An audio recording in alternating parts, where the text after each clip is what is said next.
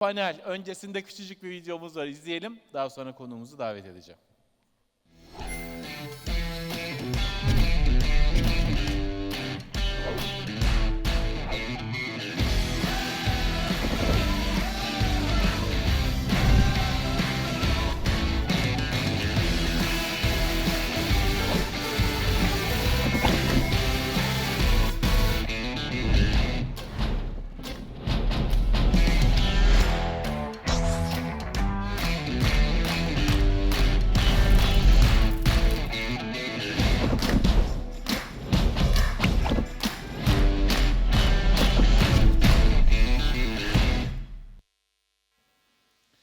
Efendim sıradaki şefimiz Şili'nin binlerce yıllık geleneksel yiyeceklerini baz aldı. Daha önce hiç kullanılmamış malzemeleri keşfetti ve ülkesinin endemik ürünlerini belgeledi.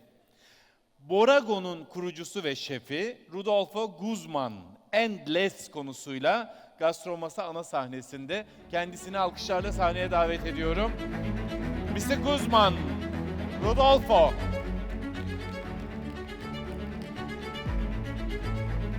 Hello. Hello. How are you?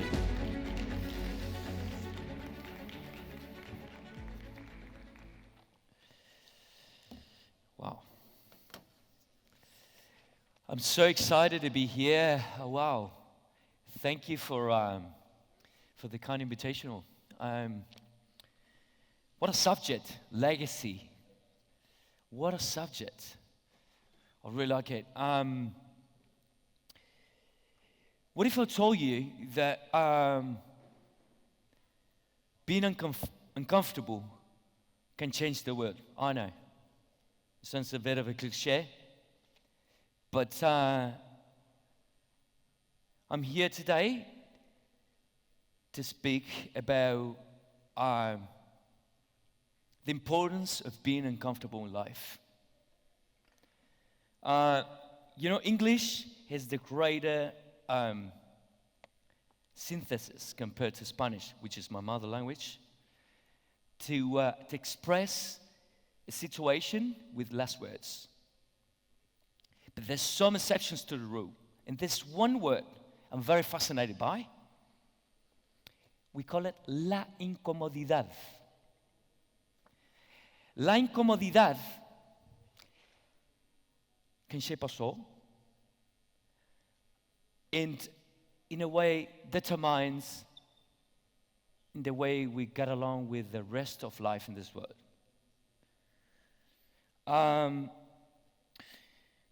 So how do I know? Because she's been around within the entire journey. And I know a lot of people around the world. They've been doing the impossible to avoid to feel uncomfortable.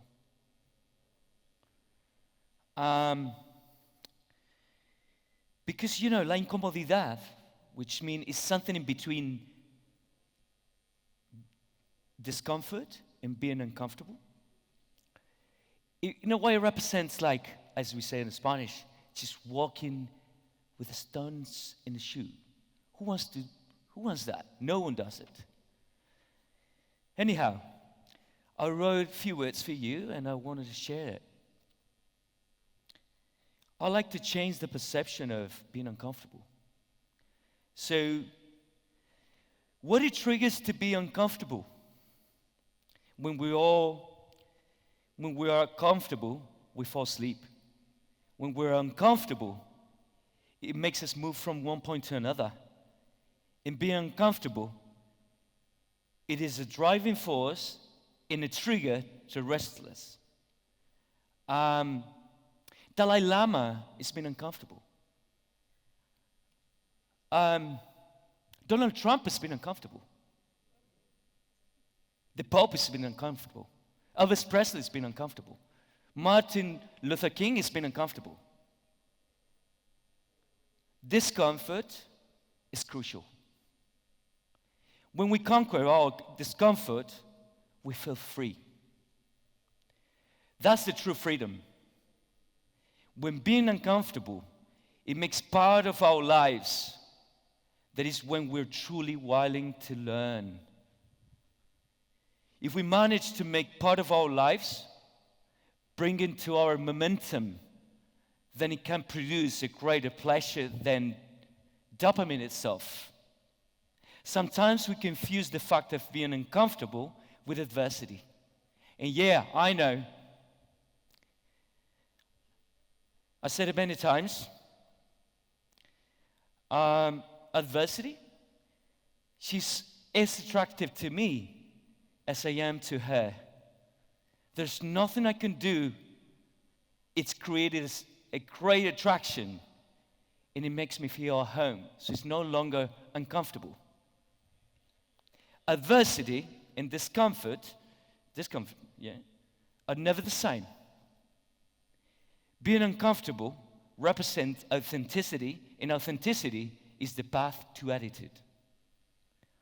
Many times, we confuse being different with authenticity. But being different distances us. But authenticity brings us closer. When we're standing on authenticity, words like concepts, image creators, salesmen are no longer needed. Perhaps windows are wide open to an integral, authentic development. Being uncomfortable arise, la incomodidad, is about what to do with it and how to navigate it. Not about to produce forcibly, but about to detonating, awakening, mobilizing, and transforming power of being motor to produce. Ultimately, I propose not to avoid discomfort. Instead, make all our efforts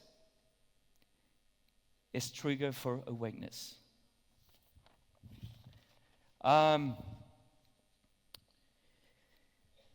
Speaking about legacy, legacy, in a way, before I came here, I thought it would be impossible to think about. Am I too old? I don't know, I feel young at this stage of my life to speak about legacy, but it's much more simple than what I thought. We all are a legacy. We all represent a legacy in every day. And in a way, it's the way we humans, we bring with ourselves to this world to connect with literally everything in life. And I feel that the more we understand all kinds of life in this world, the more we understand our talents and ourselves, of course, which, by the way, our talents are not for ourselves as we normally think, it's for the people that we have in around. In a way, also, I got the feeling that talents are connected to our legacy as humans, perhaps. But this is one thing I really like. And through observation, we can bring perspective. And perspective through authenticity can bring two words I'm fascinated by, and I want to share with you, is attitude and style. But it's better to do something simple, not dangerous, with attitude and style, rather than something complicated, risking your life, risking somebody else's lives or situations without it. But be careful. When you do something risking everything, dangerous, the uncertain, with attitude and style, that's art. Perhaps, I still remember, when we opened Boragó 18 years ago. I feel so uncomfortable on my skin, I feel so uncomfortable. Let me tell you, this Chile was like sort of like an island without being an island, because you have the Latin American region, we're not sharing not a single ingredient. So we have no sense of seasoning as the other countries in Latin America, you know. So these ingredients, by the way, Chile is one of the biggest endemic countries in the world, if not the biggest. Our natives, they've been around for the last 12,000 years, so we're truly an example of mestizo. 80% of us, we have Mapuche blood or Araucano blood. But we knew nothing about our ingredients, and we had not a single restaurant trying to use all ingredients. So we had no information how to use them. So, and it was, as long as we tried to cook with this beautiful ingredients that we never saw before, probably. We knew nothing about our own country. We were in troubles because we fell in love with that dish, but we have to change again and again and again, almost as an essay. I remember we got so pissed off. We didn't want it to change that much, but we had no choice. So, you know, just for you to be contextualized a little bit, when planet Earth, it was frozen. 2 areas in Chile weren't frozen at all. So that determines, in a way, what it grows in Chile. Why it's so different. You know, high mountains, super cold, cold ocean, growing different creatures, and they taste different. They cook different. Whatever it grows there, it cooks different. So we have to learn being uncomfortable. Extremely uncomfortable. Anyhow, I don't want to bore you guys, but I want to tell you why we opened Boragó. I've never done this. It's so simple. So thank you, government, for this subject. Why we opened this restaurant at the end of the world, not being a destination never ever before. For all of that, you would go to Peru, Mexico, Argentina, Brazil, whatever, where the gastronomic scene and the gastronomic culture is huge. Not in Chile. Why we did this? Mainly for a simple thing, to connect Chile with Chileans. Ultimately, to connect the world with Chile. But I must say, I'll be finishing with this. There's something, the discomfort shaped our way of cooking and our style, which is, by the way, not based on technique. And some of the things are related to the territory and our deepest culture. Yes, of course, we did a dictionary. Yes, we did. Of the type, we didn't want to do it. I remember making notes so we don't forget for the next year. Ended up doing a dictionary of Chile, cooking methods, everything. At some point in life, we're going to publish it. But Boragó is not about that. We didn't want it to document. Who cares? Making pictures, saying like, oh, okay, we did it. No, we needed to cook better. Very simple. And Boragó, in a way, represents the momentum of that dictionary every single season since 18 years ago till nowadays. So, I was very frustrated. I'm going to take you, I brought you a little gift here. I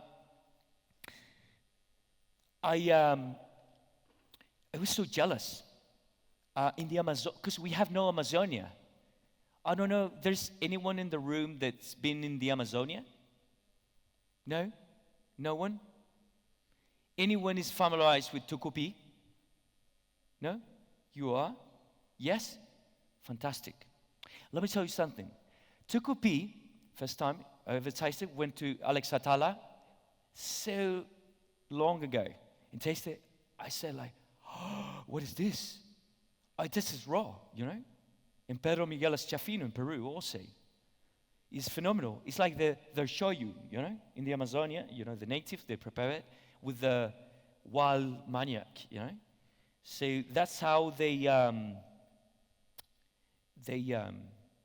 ferment it. It's poisonous. And I have this big ambition that represents where we are, in our core, in our soul, as a restaurant, which is to bring this very ambitious idea, maybe into the middle of nowhere, we don't know, to replicate, listen, exactly the same process of tucupi with Chilean potato. Yeah, I know. You don't know anything about Chilean potato, but let me contextualize. This place called Chiloé has more than 500 kinds of potato. 90% of the potatoes in the world comes from Chiloé. So I had this big ambition to replicate, not the flavor, not the profile, but the entire process of fermentation. So I want to ask you to join me, to taste. Because it took us 5 years. Yeah, can you come? I'll help you. Come on.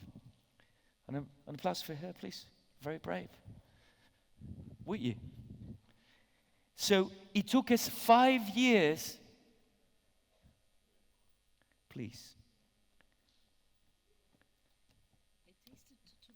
You tasted? Amazing. So, thank you for doing that. So let me tell you something. I brought the tucupi from potatoes from Chiloé. And after fucking 5 years, tasting every single day, I'm sick of it. And I love it. Yeah. So taste it, please. Okay. This is tucupi of Chilean potato. Yeah. But they have the tucupi prato, which is even more ambitious. So I also want to do it. This is very nice. And this is the other one. Remember, potatoes are poisonous because it's a Solanaceae family. What do you think? Yeah, umami. Yeah. Okay. I brought you a gift, so thank you so much for doing that. Somebody can help me to pass it and to taste it. So the white one would be the. Share some? Yeah. Everyone can taste. So the white will be the tucupi. It's raw potato fermented in the same way as.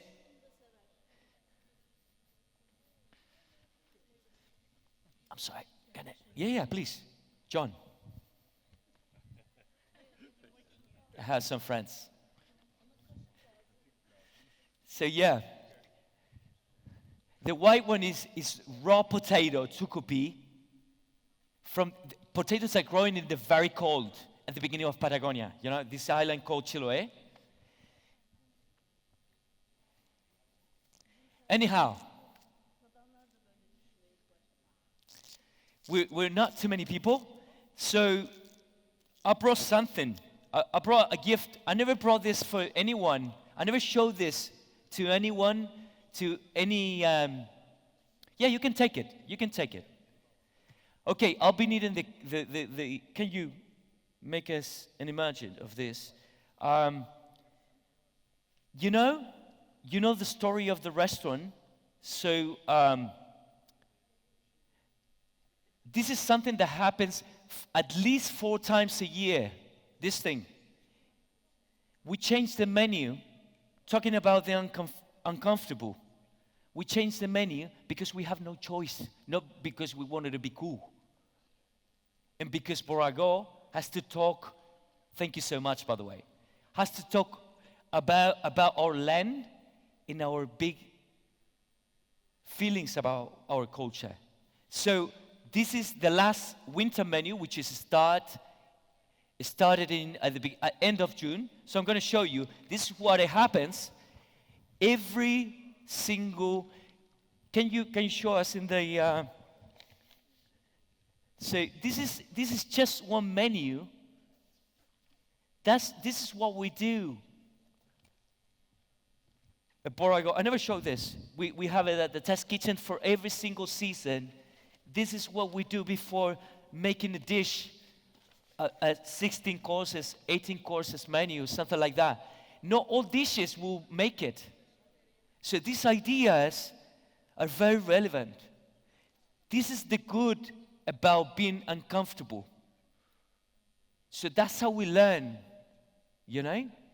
This is an essay, all our thoughts, all our feelings about that momentum of that time. Yeah? Thank you.